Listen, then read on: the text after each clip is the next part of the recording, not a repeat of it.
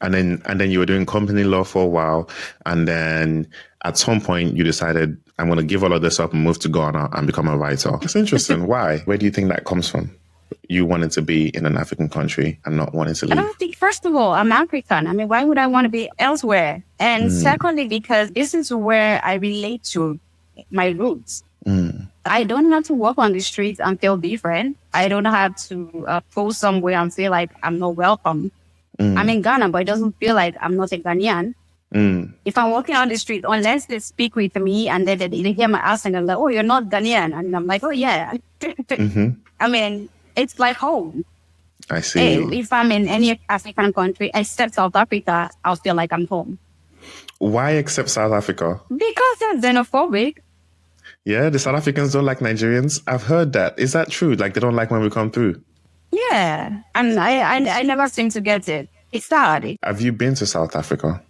Never. I see. Based on what you've seen in the media and the way they treat Nigerians, are you more apprehensive of going to South Africa to visit? Yeah, I mean, growing up, it was one of the African countries I used to want to be with because I don't want to call myself an activist, but I am very Pan-African. When it has to do with liberation, talks about getting Africa to its standard, getting Africa out of the Western griefs and all. I'm all in for it. That's why all my novels are African-centered. I used to admire Mandela. I want to go to the country where Mandela came from. But growing up, seeing how they are, not just to Nigerians, but to other African countries.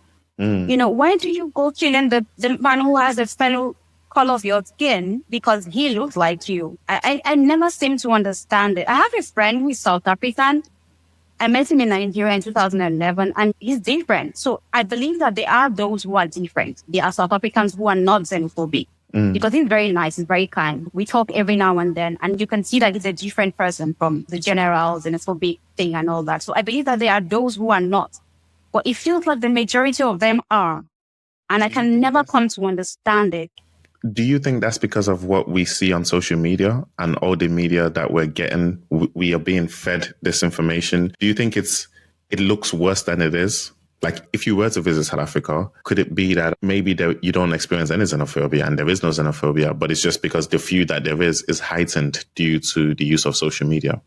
Well, I can't say it's due to social media. I have a lot of Nigerian friends who live in South Africa, but there is this particular one. And the other day we were talking about this xenophobic thing. He lives in South Africa. He works there for years now. And he said that he came into the country, that's South Africa, from the UK. He had a job in UK, so he returned. But he gave his passport over to an airport official for stamping.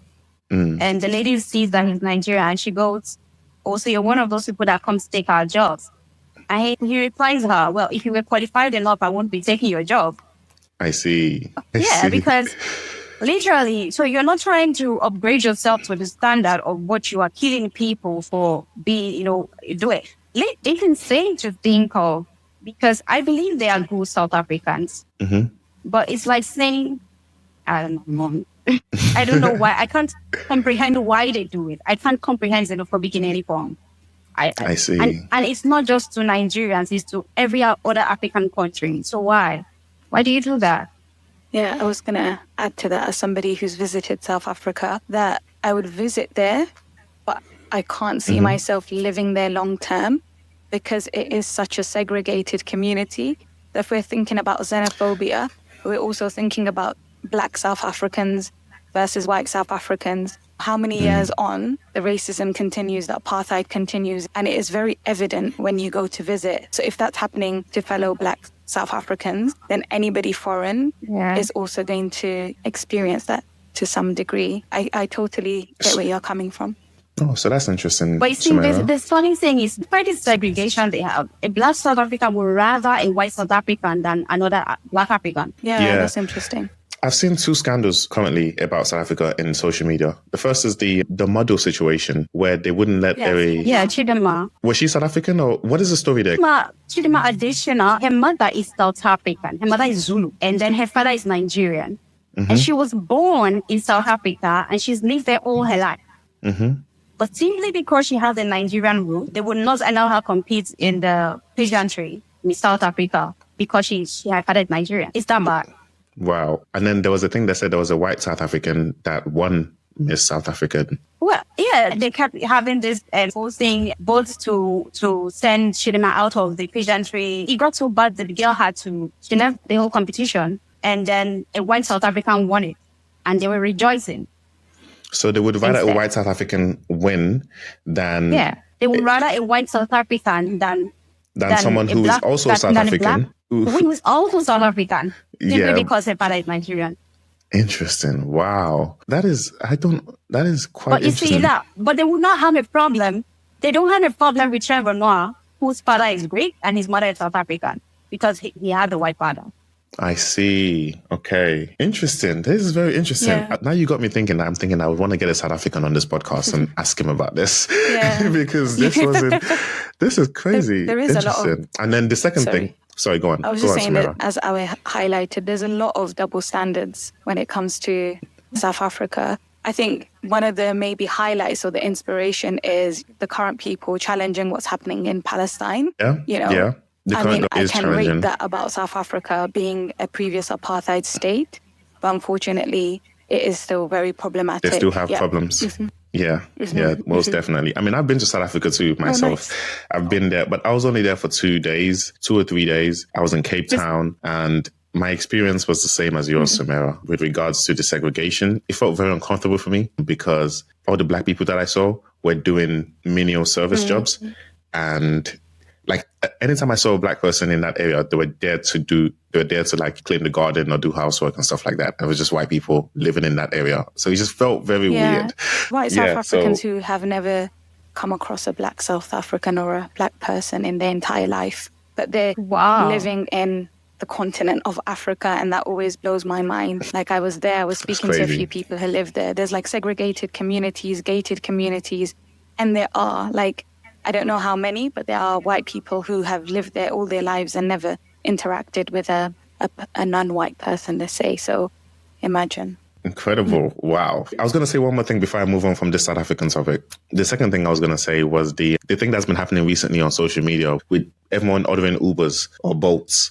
Have you seen that? Yeah, Can you explain that to me? What's going on? Yeah, I have. Why are people ordering Ubers in different countries? South Africans started it. Before you start, let me just explain for the listeners what this is my understanding. My understanding is that South Africans started ordering Ubers, or is it Bolts? I'm not sure. Either one in Nigeria, saying that they were in Nigeria, but then when the Uber got close, they would cancel, saying that, oh, they're in South Africa. Or they wouldn't cancel, they would just say they're in South Africa. So the Uber driver would have to cancel. And then Nigeria started doing the same, ordering Ubers in South Africa and then canceling when the Uber driver got close. It was just, the whole thing is so petty. But yes, explain, Awe. I would love to hear your thoughts on this. Oh, I mean, Nigerians were petty. You can't win a war with a Nigerian, like an online war for that matter. What happened was one South African that started it. He ordered a Bolt and probably he changed his VPN or something. I don't know, that he was in Nigeria. And the driver went to the venue and kept saying, I'm here. And he kept tossing the driver up, like down and all that.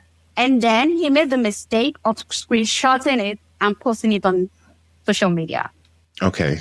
And encouraging other South Africans to go ahead. And it even became a trend. Order Bolts in Nigeria, challenge. It became a challenge for them. The Nigerians were like, okay, you guys want to do this one day. Nigerians started ordering Bolts in Mars. I mean, we are a large country. Yeah. And when Nigerians want to follow, especially South Africa, they would do anything to get at South Africa's head. So they started ordering, and Nigerians who ordered so many Bolts to one location. So the place was cramped with a lot of Bolts vehicles, and people were stranded elsewhere. They couldn't even book. And when Nigerians realized that, it's not just Bolts we can also order, they started ordering food. Oh, They started what? ordering equipment. Yeah, they started ordering things from stores. Wow. And they'll give an address. So you just be in your house and you get a knock on the door, you ordered food, and you're like, no, I didn't. And Nigeria took it too much higher. Crazy. That is crazy. Okay, let's move on from the South African topic because we came to talk about you.